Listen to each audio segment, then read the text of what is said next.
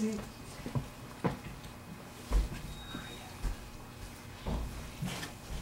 estamos. Buenas noches, hermanos.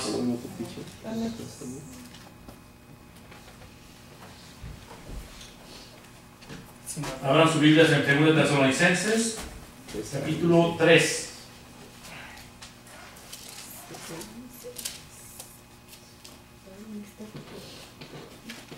Bendito eres, Padre, te doy las gracias, Señor. Por la oportunidad, Padre, que me permites compartir tu palabra, Señor. Mi Dios, yo te pido que sea tu Espíritu Santo que viniese en nuestros corazones. Que tu palabra, mi Dios, caiga en tierra fértil, que aprendamos cada día más de ti, Señor.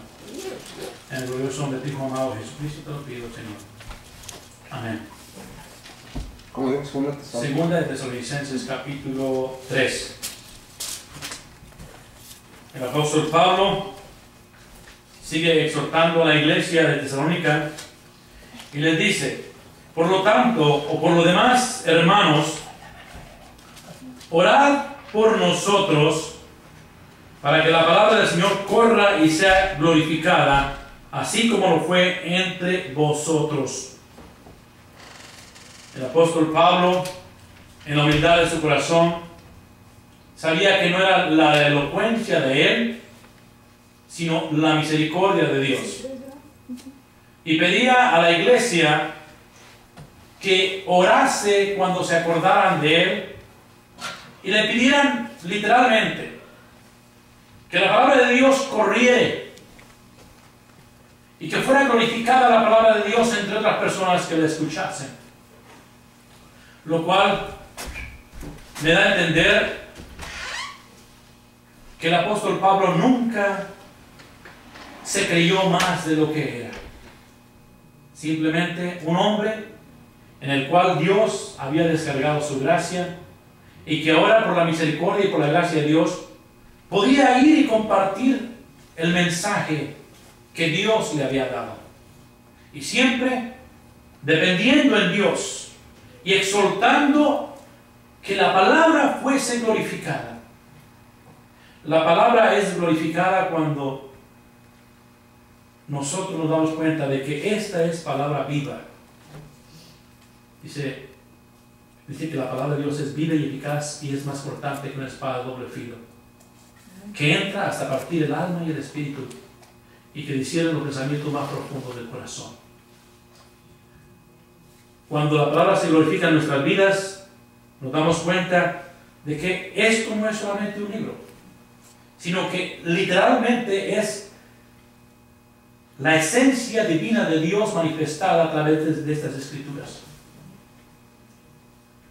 Para que seamos librados de hombres perversos y malos, porque no es de todos la fe. El apóstol Pablo sabía que cuando él iba a compartir la palabra de Dios, muchos no iban a responder con agrado a la predicación del Evangelio. Así que él lo sabía perfectamente. Y cuando tú compartas la palabra de Dios, no esperes que te aplaudan, diga qué bonito predicas. El mundo te va a rechazar, el mundo se va a ofender cuando tú proclames la fe que vives hoy en día en Cristo Jesús. Pero, hermanos, cada vez que se acuerden, oren por los hermanos. Cuando ustedes hacen oración, acuérdense de nosotros los que estamos como líderes. Que Dios nos dé la sabiduría para poder compartir y sobre todo que podamos ser eficaces al poder compartir las Escrituras. Pero fiel es el Señor que os afirmará y guardará del mal. El Señor es fiel. Dice que Él nos afirmará y nos guardará del mal. Qué bonito cuando podemos mirar las Escrituras y nos exhorta a tal manera que podemos confiar en Dios. El hombre no es fiel. El hombre muchas veces nos va a fallar. Muchas veces. Pero el Dios que nosotros servimos, el que hoy en día nos ha adoptado como hijos, Él es fiel. Y Él dice, nos afirmará y nos guardará del mal. Qué bonito tener esa confianza. Donde quiera que tú camines, saber que Dios está contigo y que está cuidándonos. Y tenemos confianza respecto a vosotros en el Señor, en que hacéis y haréis lo que os hemos mandado. La exhortación, la confianza del apóstol Pablo era en quién, en Dios. Y esa es la confianza en la cual todos nosotros como líderes debemos de confiar. Yo no quiero cambiar a la gente a que miren la manera como yo miro todas las cosas, sino que la miren conforme Dios las mira. Por eso que les presento el Evangelio, para que sean ustedes y Dios, siempre. Así que el Señor dice, encamine vuestros corazones al amor de Dios. Que sea Dios el que habla a nuestros corazones. Mucha gente tiene temor del pastor y no tiene temor de Dios. Y yo no quiero que eso suceda en nuestra congregación. Yo quiero que sea Dios el que ministra, el que encamina, el que guía. ¿A dónde? Al amor. El vínculo perfecto. El amor que cubre multitud de pecados. Y ese es el que todos debemos de buscar. Es el que todos debemos permitir a Dios que nos encamine, que nos guíe a ese amor que sobrepasa todo entendimiento. Porque si nosotros lo hacemos, muchas cosas que nos dañan hoy en día van a ser más fáciles. Al amor de Dios y a la paciencia de Cristo. La paciencia de Cristo. Miren, veamos cómo describe en Hebreos capítulo 12, versículo 1, la paciencia de Cristo. El mismo apóstol Pablo nos describe. Por tanto, dice Hebreos 12, 1, por tanto nosotros también, teniendo en derredor nuestro gran nube de testigos, despojémonos de todo peso y del pecado que nos asedia, y corramos con paciencia la carrera que tenemos por delante. Puesto los ojos en Jesús, el autor y consumador de la fe, el cual, por el gozo puesto delante de él, sufrió la cruz, menospreciando el oprobio, y se sentó a la diestra del trono de Dios. Considerad a aquel que sufrió tal contradicción de pecadores contra sí mismo, para que nuestro ánimo no se canse hasta desmayar. Porque aún no habéis resistido hasta la sangre, combatiendo contra el pecado, y habéis ya olvidado la exhortación que como a hijos se os dirige, diciendo, hijo mío, no menosprecies la disciplina del Señor. Sería que tenemos que combatir hasta la sangre el pecado en nuestras vidas, viendo a Jesús, manteniendo nuestra mirada en el autor y consumador de la obra en Cristo Jesús, viendo lo que Él sufrió y cómo afrentó todas estas acechanzas que le hicieron, todo el daño que recibió, todo el castigo que recibió. Pero Él se mantuvo firme en la paciencia. Y nosotros que somos hijos de Dios a través de ese gran milagro, aprendamos de Él. Pero os ordenamos, hermanos, en el nombre de nuestro Señor Jesucristo, que os apartéis de todo hermano que ande desordenadamente y no según la enseñanza que recibisteis de nosotros. Tenemos que tener sabiduría. Si anda un hermano desordenadamente, no te puedes juntar con él. ¿Por qué? Porque si tú estás débil en la fe, ese hermano te va a arrastrar por el camino equivocado. Tenemos que tener sabiduría. Porque vosotros mismos sabéis de qué manera debéis imitarnos, pues nosotros no anduvimos desordenadamente entre vosotros. Un ejemplo fue la vida del apóstol Pablo. Siempre trató de modelar su vida como ejemplo para que el pueblo de Dios lo siguiera y lo imitase. De la manera que él se comportaba, dice que no anduvo desordenadamente. Ni comimos de balde el pan de nadie, sino que trabajamos con afán y fatiga día y noche, para no ser gravosos a ninguno de vosotros. Quiere decir que había gente que venía desordenadamente, solamente venía a la iglesia a que la iglesia la mantuviese. Que la iglesia le diera de comer, le diera todo y no sin ganas de trabajar. Una persona así verdaderamente anda desordenadamente, porque solamente viene a vivir a expensas de otra persona. Y aquí el apóstol dice que dio ejemplo que él trabajó, nunca fue carga para nadie, y verdaderamente el trabajo honra a la persona. Aunque dice la palabra de Dios que los que quieran vivir del evangelio pueden hacerlo, porque es un derecho que Dios nos ha dado y nos ha otorgado a través de la palabra de Dios. Pero el apóstol Pablo no quiso tomar ese derecho que tenía para que no ser gravoso y no ser carga para nadie, para que así no hablasen de Dios, más bien. Es una de las razones por las cuales yo todavía sigo trabajando en un trabajo. Porque yo quiero, la iglesia todavía no puede sostenerme, pero trato de trabajar para mantenernos este lugar abierto. Y doy gracias que Dios provee para que podamos ir adelante. Pero cuando Dios provea y Dios sea su voluntad y quiera que trabajemos ya directamente, a su tiempo lo va a hacer. No porque no tuviésemos derecho, dice el apóstol Pablo aquí. El derecho lo tenía Pablo. Sino por daros nosotros mismos un ejemplo para que nos imitaseis. Porque también cuando estábamos con vosotros os ordenábamos esto. Si alguno no quiere trabajar, tampoco coma.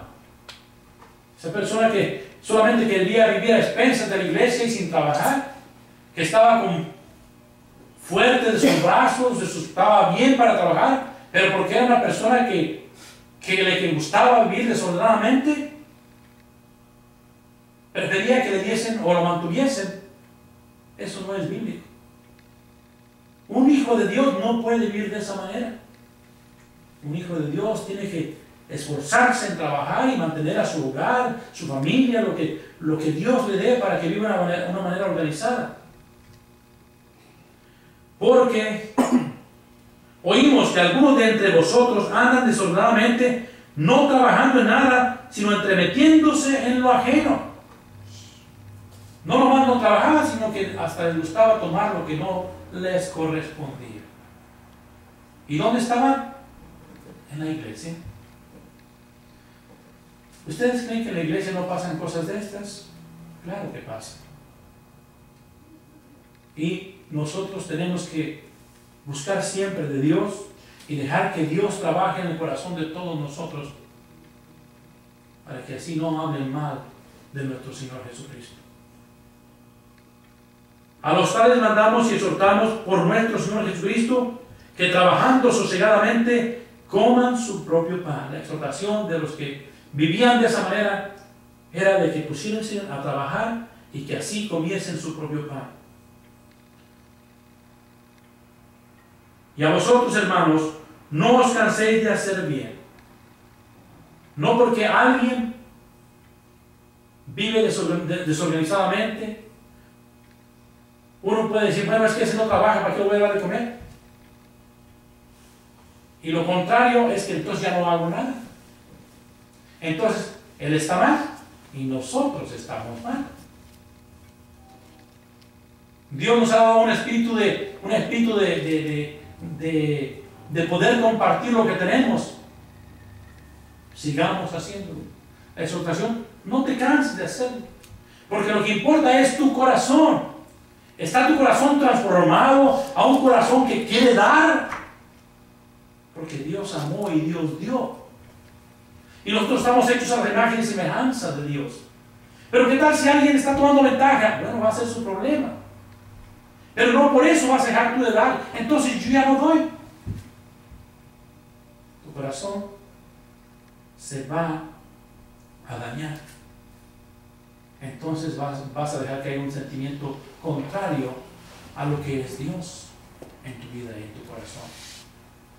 No porque alguien hizo mal, entonces, no, pues, ya no doy. Es que mejor ya no doy. Entonces, dos personas equivocadas no son una persona correcta.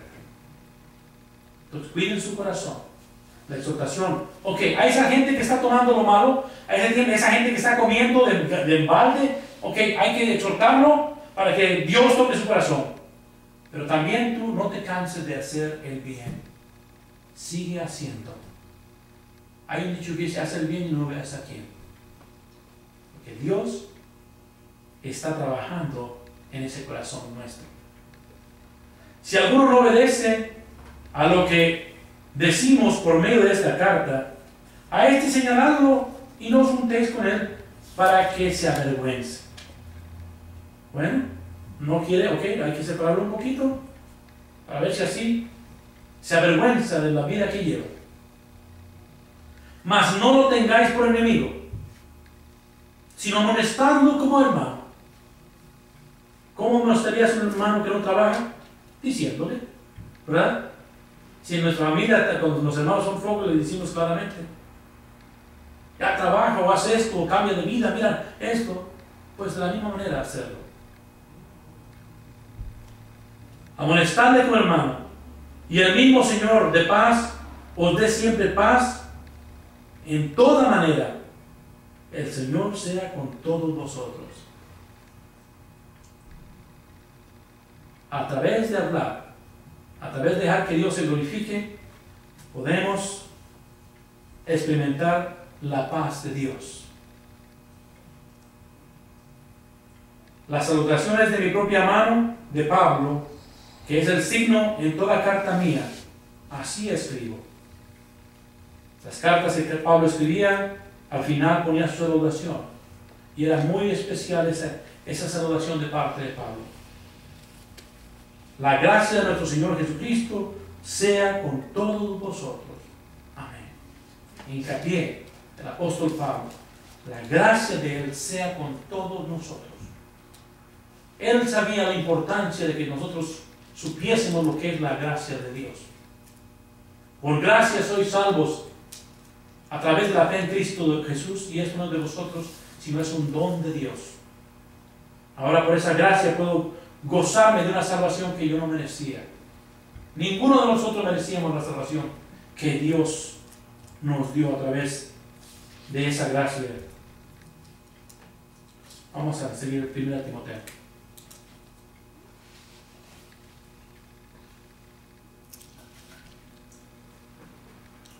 Pablo, apóstol de Jesucristo por mandato de Dios, nuestro Salvador, y del Señor Jesucristo, nuestra esperanza.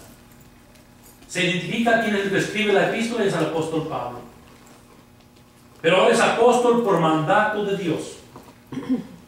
Él sabe perfectamente el llamamiento que Dios tenía para su vida. Apóstol es aquel que es enviado. Como apóstol, Él es enviado. Nuestro Salvador y del Señor Jesucristo nuestra esperanza. Hoy en día, el Señor Jesús sigue siendo nuestra esperanza. Esperamos un día que toque la trompeta y en ese momento seremos transformados en un abrir y cerrar de ojos y encontraremos a nuestro Dios en las alturas. Sabemos que cada promesa que Él nos dice, Él la va a cumplir. Él lo dijo en San Juan capítulo 14. Creer en Dios, creed también en mí. En la casa de mi Padre muchas moradas hay.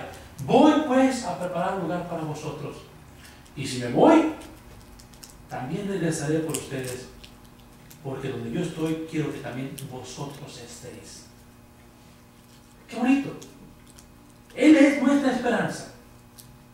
Se fue a preparar un lugar para nosotros. Y allá está, delante del trono de Dios, intercediendo por nosotros. Pero un día tocará esa trompeta y vendrá por su pueblo y seremos transformados. La carta está dirigida a Timoteo, dice, verdadero hijo en la fe, gracia, misericordia y paz de Dios nuestro Padre y de Cristo Jesús nuestro Señor. Timoteo era uno de los discípulos muy joven, que se había convertido. Y lo vemos como desde que se convirtió Timoteo fue un compañero fiel al hermano Pablo. Dice, verdadero hijo de la fe. Qué bonito cuando el apóstol Pablo podía ver la fe que tenía el hermano Timoteo.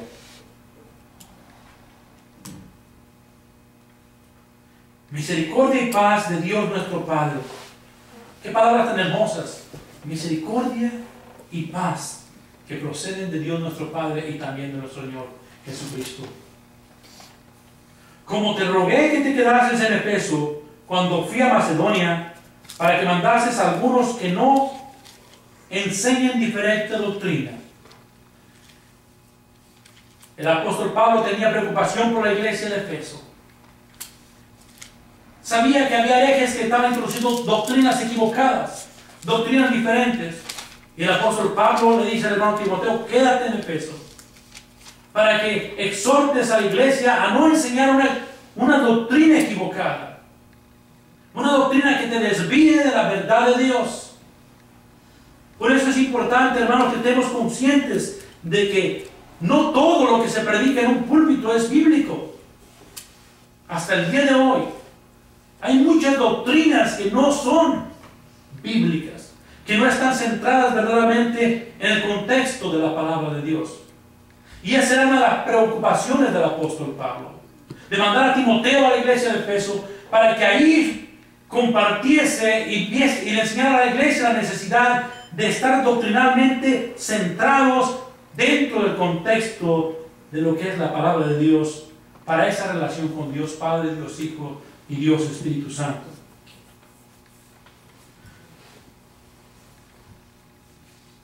Dice que ni presten atención a fábulas y genealogías interminables que acarrean disputas más bien que edificación de Dios, que es por fe. Así te encargo ahora. Hay gente que dice, no, es que mira, esta genealogía, y te empiezan a sacar genealogías y genealogías, y porque hay alguna discrepancia en genealogías, te van a desviar de la verdad, o no, es que aquí están equivocados por esto, y te van a desviar de las genealogías. Y lo único que estaban acarreando eran disputas, y no edificaban a Dios. Hay gente que es muy metódica y quiere probar que la Biblia está equivocada y empieza a sacar muchas cosas y al final de cuentas nadie es edificado en ello. Pero sobre todo,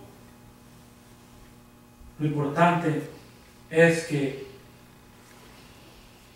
nosotros nos apartemos de esas disputas y las fábulas, para que así a través de la fe seamos edificados en Cristo Jesús. Pues el propósito de este mandamiento es el amor nacido de corazón limpio y de buena conciencia y de fe no fingida.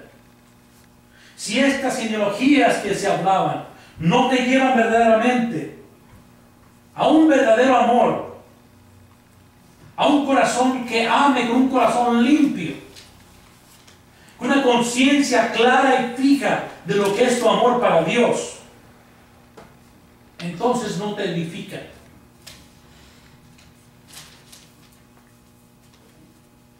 Nosotros tenemos que tener esa conciencia clara de que lo que hemos aprendido nos ha llevado a amar cada día más a Dios. Y la fe que tenemos no es fingida, porque cada vez estamos más convencidos de la realidad de nuestra relación con Dios. Y sabemos que la fe, como dice el libro de Hebreos, es la certeza de lo que se espera y la convicción de lo que no se ve.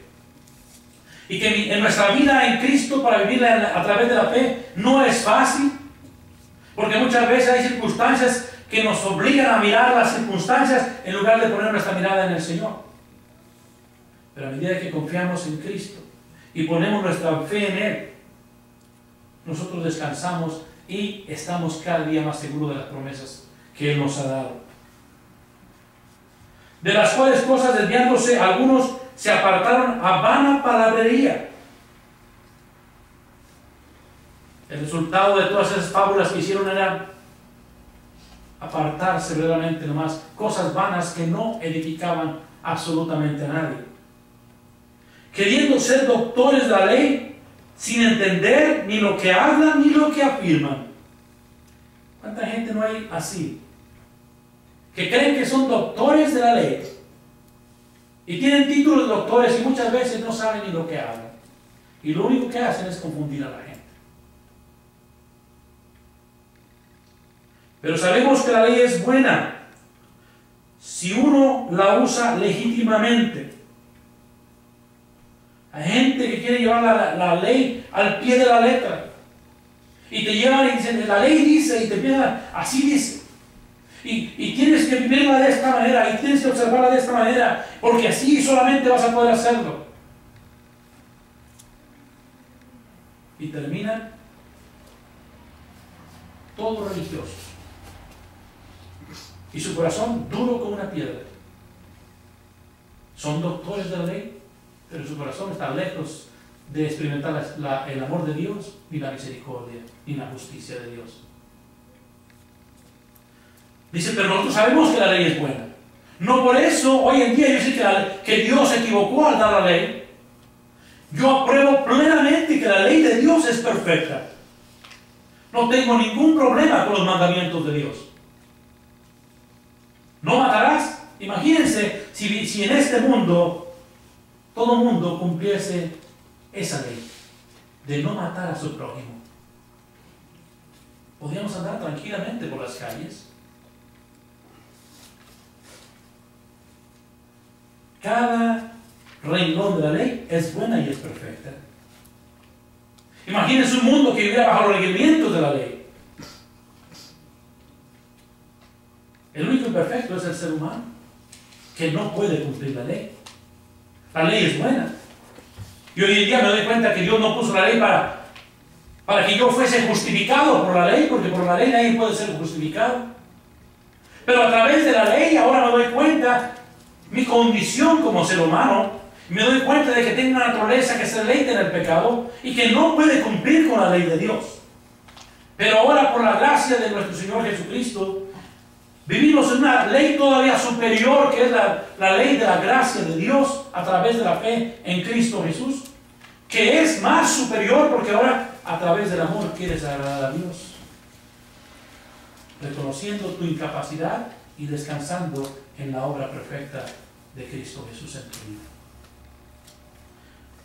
Conociendo esto, que la ley no fue dada para el justo, sino para los transgresores y desobedientes, para los impíos y pecadores, para los irreverentes y profanos, para los parricidas y matricidas, para los homicidas, para los fornicarios, para los sodomitas, para los secuestradores, para los mentirosos y pérjuros, y para cuantos se opongan a la sana doctrina. ¿Para quién fue dada la ley? Para todos los que hacíamos lo malo ante Dios. Para por lo menos parar un poquito la locura de la gente de vivir como ellos quieren vivir. Imagínense que no existiesen leyes hoy en día. Si hoy en día, habiendo las leyes que hay, podemos ver cómo está viviendo la gente. Hay pueblos en México que ya no pueden salir después de las 9 de la noche. Y habiendo leyes,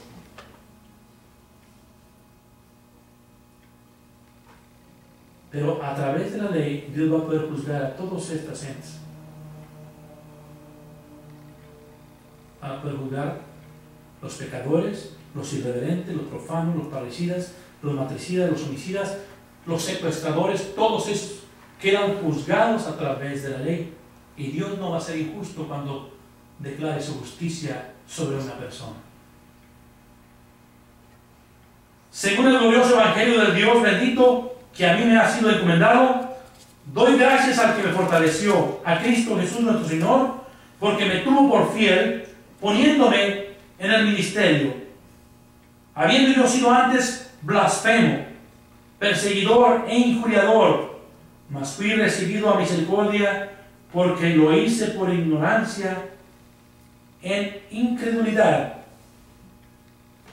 ¿Por qué éramos como éramos? Por ignorancia. Pero una vez que vino Cristo a morar en nosotros, ya no somos más ignorantes.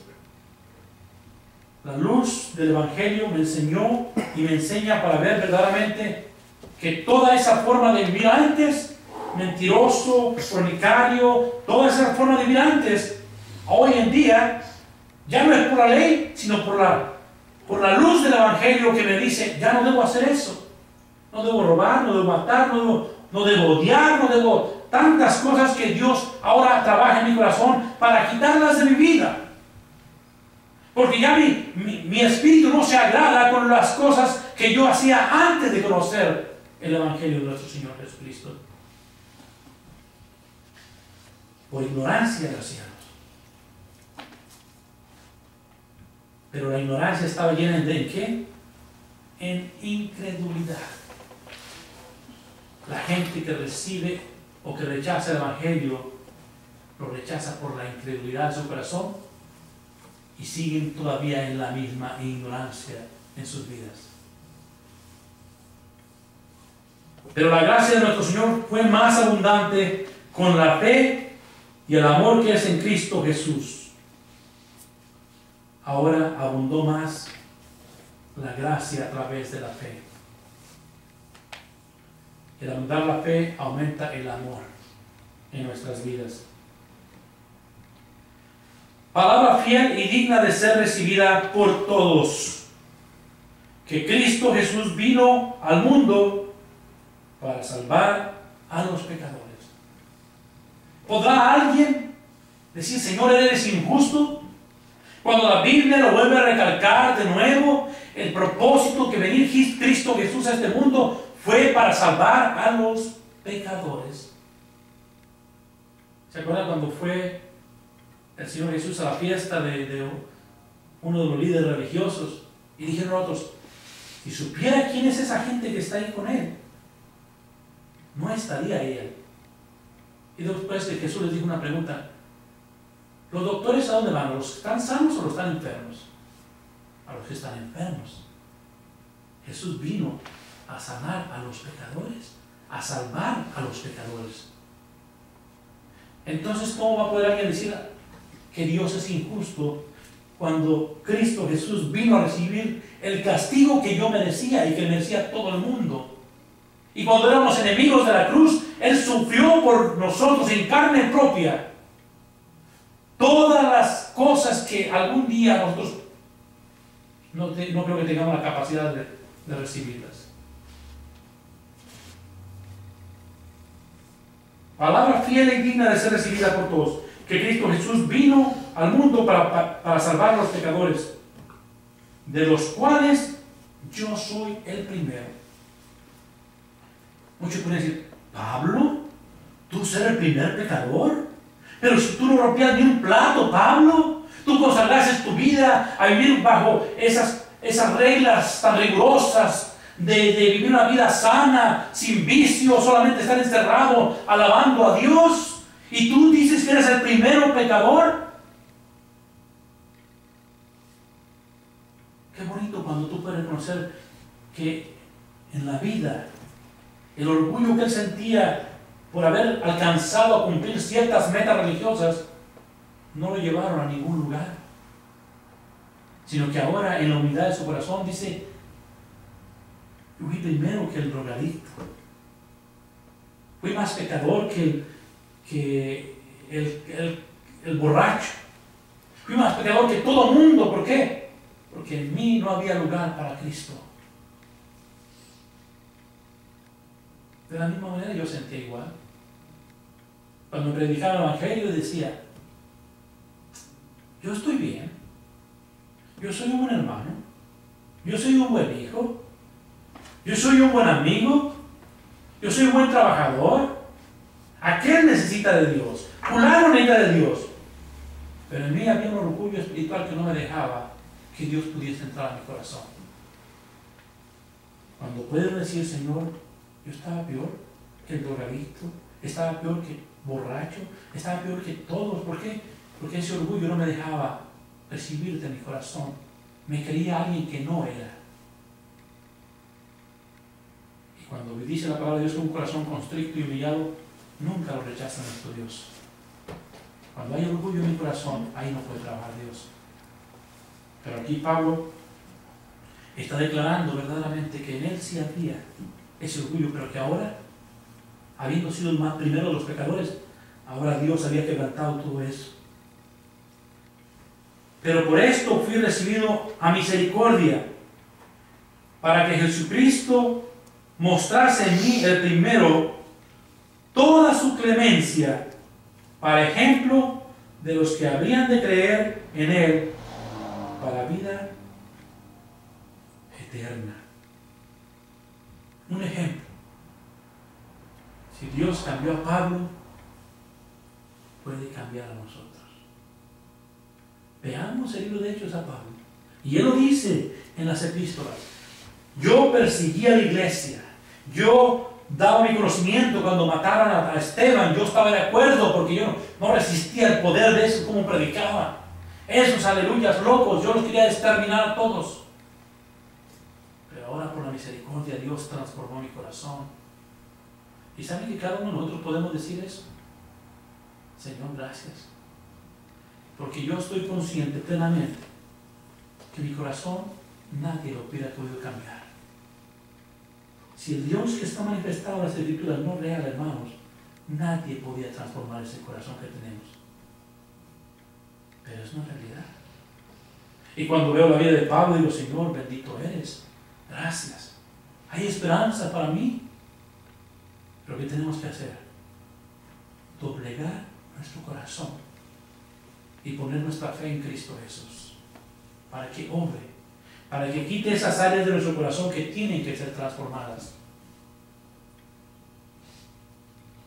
Por tanto, al Rey de los siglos, inmortal, invisible, al único sabio Dios, sea honor y gloria por los siglos de los siglos. Amén. Estas palabras son de agradecimiento. Cuando Él dice que tenemos que darle la gloria, la honra al único y verdadero Dios. Porque Él sabía verdaderamente lo que había pasado en su corazón. Si en tu corazón no hay alabanza, si en tu corazón no hay ese momento de glorificar a Dios, es porque todavía no has reconocido lo que Dios ha hecho en tu corazón. Porque ninguna alma que reconozca lo que Dios ha hecho en su corazón deja de exclamar estas mismas palabras. Señor, bendito seas. Gracias sea por tu sabiduría. La honra y la gloria para ti, Padre, porque ¿qué es lo que somos? Solamente somos polvo. Y ahora nos has levantado, nos has puesto en lugares celestiales. ¿Qué nos dice la Escritura? Que nos predestinó desde antes de la fundación del mundo y nos había puesto ya en lugares celestiales.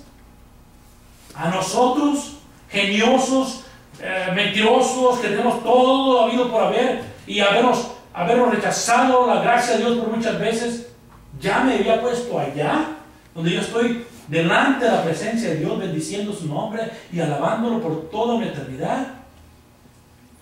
¿Qué nos queda más que doblar nuestra rodilla y Señor, bendito seas?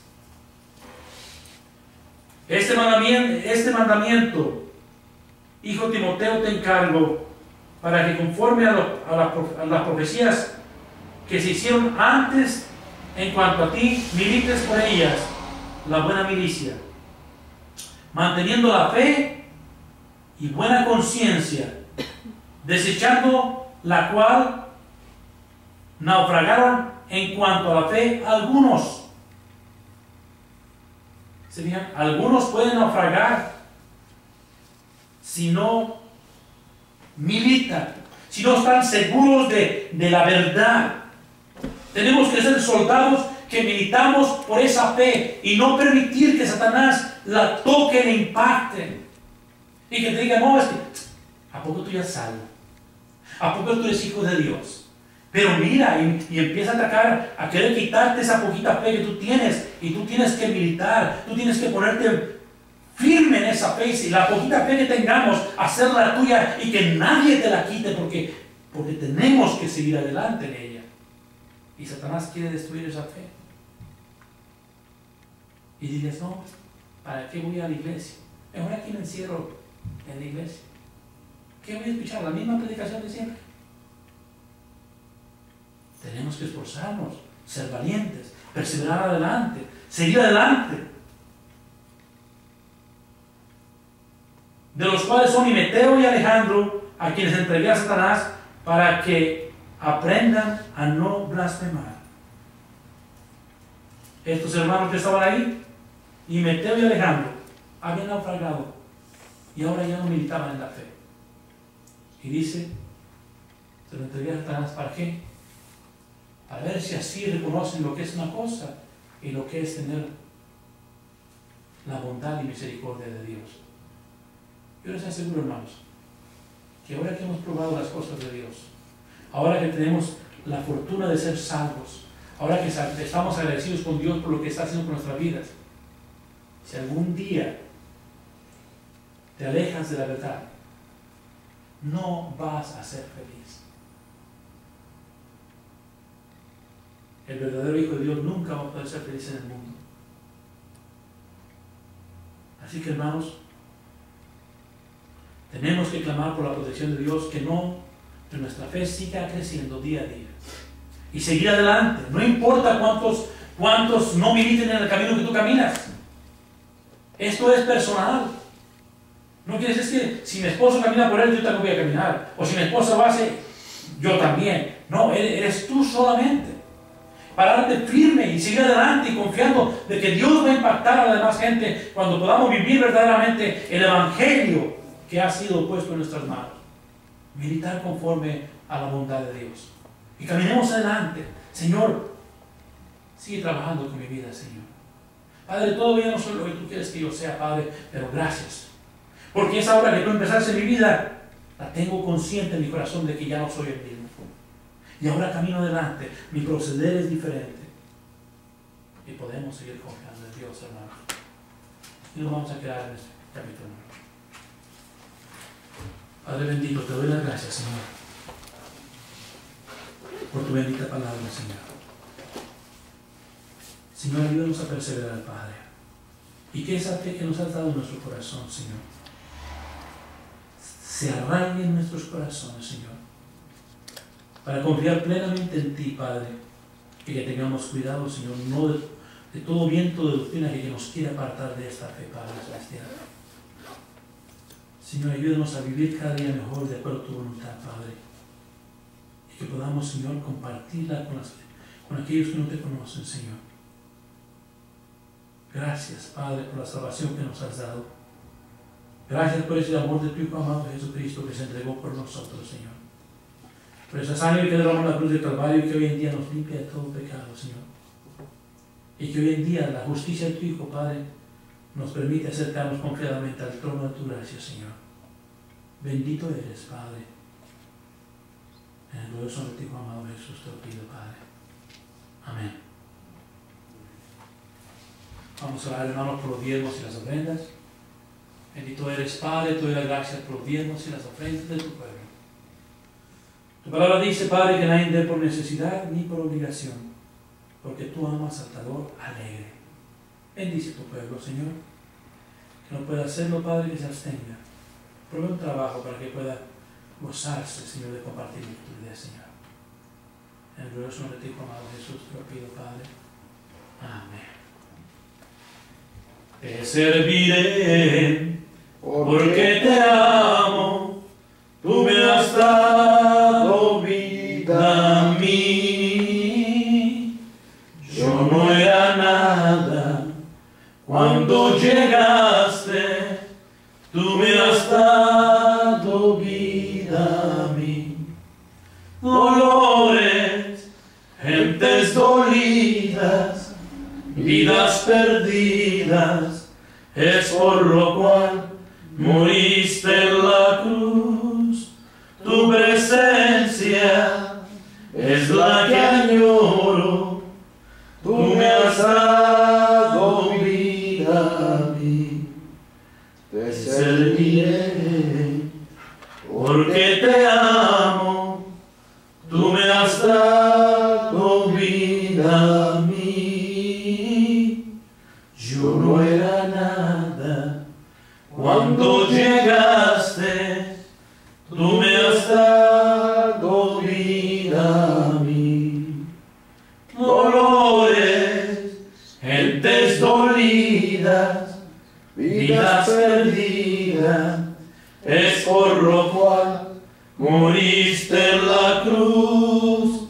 Tu presencia es la que añoro, tú me has dado vida a mí, tú me has dado vida a mí, tú me has dado vida a mí. Amén. Un aplauso, hermanos. Hermanos, tenemos un cafecito, así que están invitados.